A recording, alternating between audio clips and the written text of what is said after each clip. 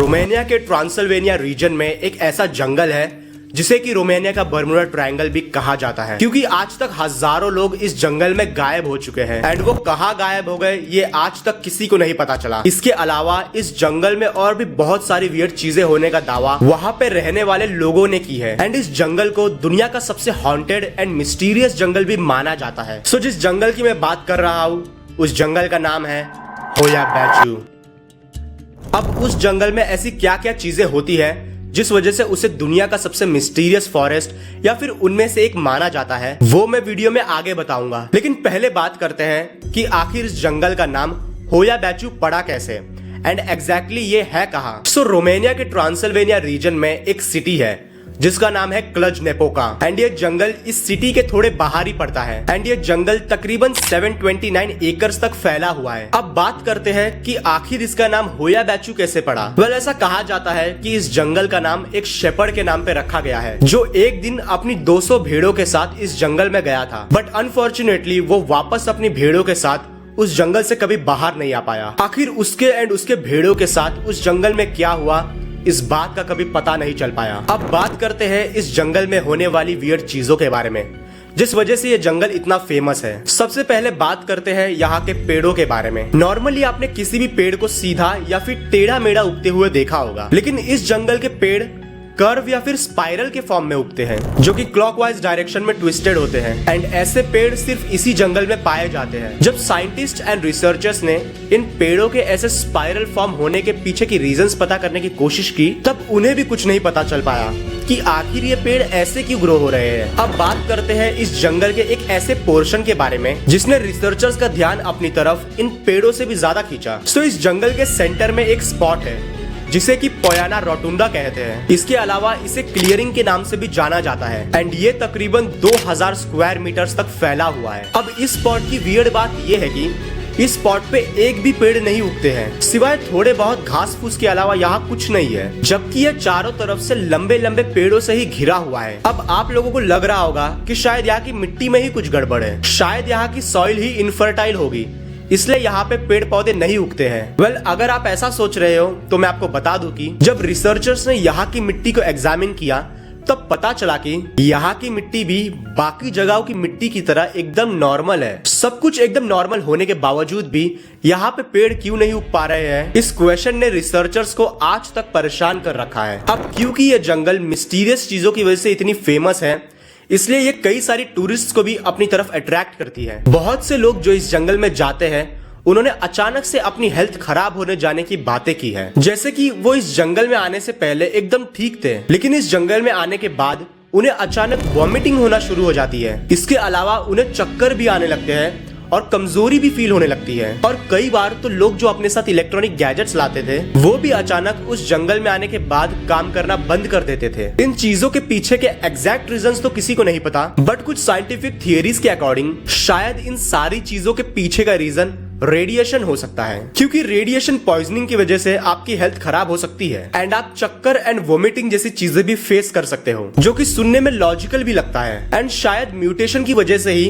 उन पेड़ों के शेप्स भी स्पाइरल फॉर्म में हो गए होंगे। लेकिन रिसर्चर्स ने ये पाया कि उस जंगल में रेडिएशन तो है लेकिन वो इतना स्ट्रॉन्ग नहीं है कि वो ह्यूमंस एंड पेड़ पौधों को इतना इम्पैक्ट कर सके। और जहां तक बात इलेक्ट्रॉनिक गैजेट्स के खराब होने की है तो रिसर्चर्स के अकॉर्डिंग उस जंगल में EMP मतलब इलेक्ट्रॉनिक मैग्नेटिक पल्स के ब्लास्ट्स भी पाए गए हैं, जिस वजह से ऐसा कह सकते हैं कि इलेक्ट्रॉनिक गैजेट्स के खराब होने के पीछे इसका हाथ हो सकता है। लेकिन EMP सिर्फ इलेक्ट्रॉनिक्स को इम्पैक्ट कर सकता है, ह्यूमंस या फिर किसी और लिविंग ऑर्गेनिजम्स को नहीं। तो फिर अब क्वेश्चन आता है कि आखिर लोगों की हेल्थ खराब होने के पीछे और उन पेड़ों के स्पाइरल शेप होने का रीजन आखिर है क्या। अब मैं आपको इस जंगल में होने वाले कुछ और इंसिडेंट्स बताता हूँ जो और भी ज्यादा अजीब है एंड उन्हें पैरानॉर्मल चीजों से भी जोड़ा जाता है। जैसे कि कुछ लोगों ने बताया है कि उन्होंने पेड़ों की डालियों को हिलते हुए देखा है। अब आप सोचोगे इसमें क्या अजीब है, डालियां हवा से हिल रही होंगी, लेकिन ट्विस्ट यही है कि जब डालियां हिलती थी तब उस वक्त हवा चलती ही नहीं थी, वो डालियां बिना हवा के ही हिलती थी। इसके बाद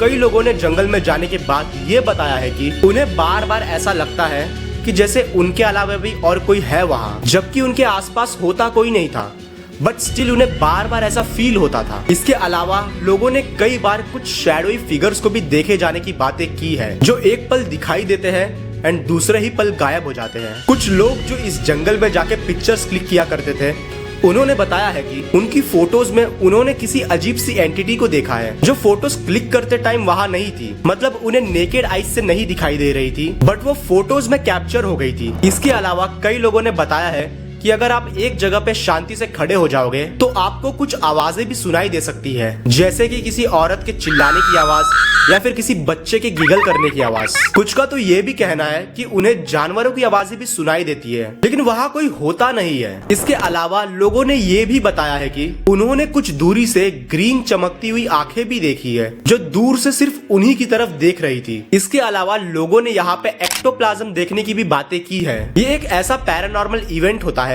जहाँ स्पिरिट्स अपनी एनर्जी से खुद को किसी फिजिकल मीडियम के थ्रू प्रकट करती है, और ये दिखने में बहुत ही डरावना होता है। और तो और जो लोग जंगल में जाते थे, वो जंगल से बाहर आने के बाद ये नोटिस करते थे कि उनकी बॉडी पे स्क्रैचेस के मार्क्स होते थे, एंड कुछ केसेस में तो जलने के मार्क्स भी होते थे। एंड उन्हें खुद भी इस बात का आइडिया नहीं होता था कि ये मार्क्स उनकी बॉडी पे आए कहां से। वो तो जब वो जंगल से बाहर आके अपने जैकेट्स उतारते थे, तब उन्हें इस बारे में पता चलता था। अब इन सारी चीजों के प्रॉपर आंसर्स तो रिसर्चर्स के पास भी नहीं है, बट वहां पे रहने वाले लोकल्स के अकॉर्डिंग इन सारी चीजों के पीछे रिस्पॉन्सिबल उस जंगल में रहने वाली आत्माएं हैं। उनके अकॉर्डिंग कई सेंचुरीज पहले इस जंगल में कई सारे फार्मर्स को जान से मार दिया गया था, एंड उनका अंतिम संस्कार ठीक से ना होने की वजह से उनकी आत्माएं इस जंगल में ही ट्रैप हो गई है, जिनकी वजह से ये सारी चीजें हो रही है। इस जंगल में एक इंसिडेंट भी हुआ था, जिसका रीजन आज तक पता नहीं चल पाया है। इंसिडेंट ये था कि 5 फ्रेंड्स का एक ग्रुप इस जंगल में एडवेंचर ट्रिप के लिए आया था, लेकिन सिर्फ 3 दिन बाद ही उनकी डेड बॉडीज इस जंगल से बरामद की गई। जब उनकी बॉडीज का पोस्टमार्टम किया गया,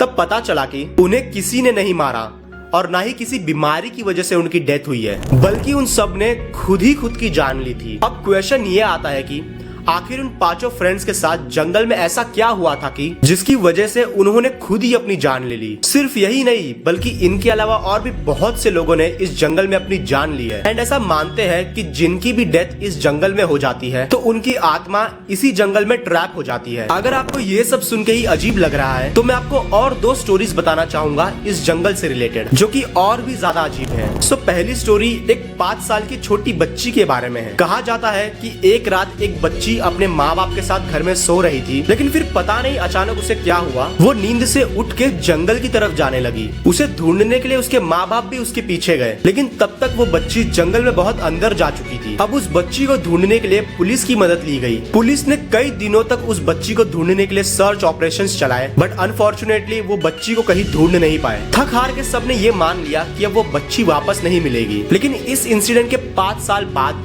अचानक वो बच्ची उस जंगल से बाहर निकल के सबके सामने आ गई। अब सवाल आता है कि आखिर उस 5 साल की बच्ची ने उस जंगल में सरवाइव कैसे किया। एंड अब जो मैं आपको बात बताने वाला हूँ, वो सुन के तो आपको भी बिलीव नहीं होगा। अब वो बच्ची 5 साल बाद वापस लौटी थी, तो नॉर्मल सी बात है कि उसकी हाइट और एज भी बढ़ गई होगी। लेकिन ट्विस्ट यही है कि वो बच्ची अभी भी वैसी ही दिख रही थी जैसे वो 5 साल पहले दिखा करती थी। उसकी हाइट बॉडी में कोई चेंजेस नहीं हुए थे, एंड उसने अभी भी वही कपड़े पहने हुए थे जो उसने गायब होने के समय पहने हुए थे। जब उस लड़की से पूछा गया कि वो इतने समय से जंगल में कहाँ थी, तब उसने बताया कि जंगल में वो कहाँ थी एंड उसके साथ क्या हुआ, इस बारे में उसे कुछ याद नहीं है। उस लड़की को गायब हुए 5 साल हो गए थे, लेकिन उस लड़की के अकॉर्डिंग उसे घर से जंगल में गए हुए सिर्फ कुछ ही समय हुआ था। ये बातें सुन के सब लोग हैरान हो गए थे। उस लड़की की बातें यकीन करने जैसी तो नहीं थी, लेकिन उसकी हालात लोगों को उसकी बातों पे यकीन करने के लिए मजबूर कर रही थी। जो दूसरी स्टोरी है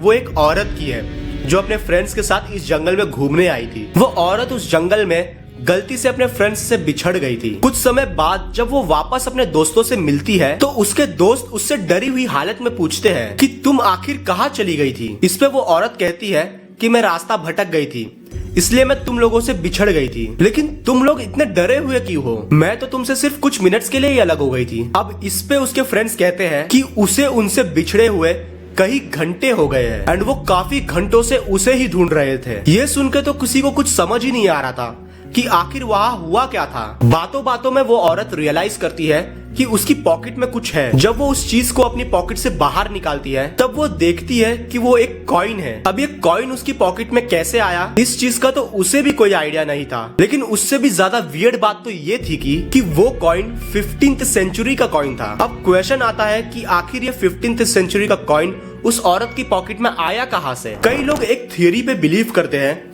कि इस जंगल के बीच में जो क्लियरिंग का स्पॉट है वो एक दूसरी डायमेंशन का डोरवे है। कुछ लोगों ने क्लियरिंग के ऊपर स्ट्रेंज लाइट्स को भी देखे जाने की बातें की है, जो एक पल दिखाई देती है एंड दूसरे ही पल गायब हो जाती है। अब कई लोग इन चीजों को एलियंस से भी जोड़ के देखते हैं, क्योंकि इस जगह पे कई सारे यूएफओस को भी देखा गया है एंड उनकी पिक्चर्स भी ली गई है। कहा जाता है कि यहाँ पे यूएफओ की साइटिंग्स 90s के टाइम से ही देखी जा रही है। लेकिन ये बातें फेमस तब हुई जब 18 अगस्त 1968 में एक मिलिट्री टेक्नीशियन एमिल बार्ने के साथ एक इंसिडेंट हुआ। इंसिडेंट ये था कि एमिल अपनी गर्लफ्रेंड एंड अपने 2 दोस्तों के साथ इस जंगल में पिकनिक मनाने के लिए आए थे। सभी लोग एक जगह बैठ के हंसी मजाक वाली बातें कर रहे थे। तभी एमिल थोड़ी देर के लिए अपने ग्रुप से अलग हो गए, क्योंकि वो जंगल के अंदर चले गए थे लकड़ियां जमा करने के लिए। तभी उन्हें उनकी गर्लफ्रेंड की जोर से चिल्लाने की आवाज सुनाई देती है। एमिल तुरंत भाग के अपनी गर्लफ्रेंड के पास पहुंचते हैं। तब वो देखते हैं कि सब लोग ऊपर आसमान की तरफ देख रहे हैं। जब एमिल भी आसमान की तरफ देखते हैं तब उन्हें दिखता है कि आसमान में एक मेटालिक सॉर्सर की तरह कोई चीज उड़ रही है एंड वो कोई मूवमेंट नहीं कर रही है, बल्कि एक ही जगह पे स्टिल है एंड उसमें से बहुत तेज रोशनी निकल रही थी। ये देख के एमिल तुरंत अपना कैमरा निकालते हैं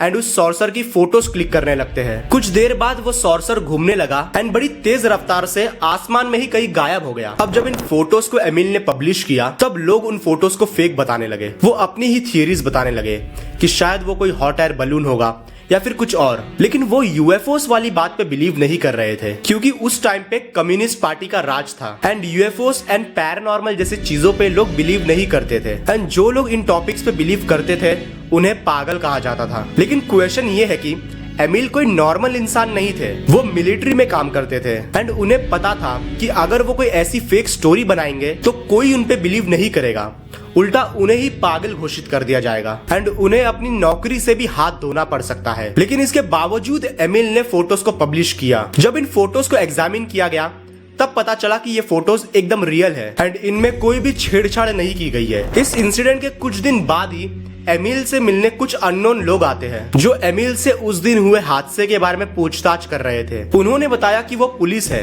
एंड आगे इन्वेस्टिगेशन करने के लिए उन्होंने एमिल से वो सारी फोटोज मांगी जो एमिल ने उस दिन खींची थी। उन्होंने एमिल से कहा कि हम जल्दी ही तुम्हें ये सारी फोटोज वापस कर देंगे, लेकिन ऐसा कभी नहीं हुआ। इनफैक्ट इसके बाद तो एमिल को उनकी जॉब से भी निकाल दिया गया। उसके बाद से कई बार इस जंगल में UFO sightings and strange lights देखे जाने की बातें की गई है एंड ज्यादातर को तो क्लियरिंग के पास देखे जाने का दावा किया गया है। सो क्या ऐसा हो सकता है कि इन सारी चीजों के पीछे एलियंस का हाथ हो? I mean, अगर आपने एलियन एनकाउंटर्स शो को देखा होगा तो शो में कई बार एलियन अब्डक्शंस के बारे में बताया गया है। तो जो हजारों लोग जो इस जंगल में गायब हो चुके हैं, कहीं उनके गायब होने के पीछे एलियंस का हाथ तो नहीं? क्या वो शेपर्ड जिसके नाम पे इस जंगल का नाम रखा गया है, उसके एंड उसकी 200 भेड़ों के गायब होने के पीछे क्या एलियंस का हाथ हो सकता है? ये कुछ ऐसे क्वेश्चंस है जिनके आंसर्स आज तक किसी को नहीं पता। बाकी आप लोग क्या सोचते हो इस मिस्टीरियस जंगल के बारे में? कमेंट करके जरूर बताना। क्या सच में इस जंगल में ये सारी मिस्टीरियस चीजें होती भी है या फिर सिर्फ ये कुछ लोगों के थ्रू फैलाई गई कहानियां हैं? एंड अगर ये सारी कहानियां ना होके सच है तो इन सारी मिस्टीरियस चीजों के पीछे का रीजन आखिर है क्या? ये कुछ ऐसे क्वेश्चंस है जिनके आंसर्स फिलहाल तो हमारे पास नहीं है। हो सकता है कि शायद इन फ्यूचर हमें इन क्वेश्चंस के आंसर्स मिल जाए या फिर शायद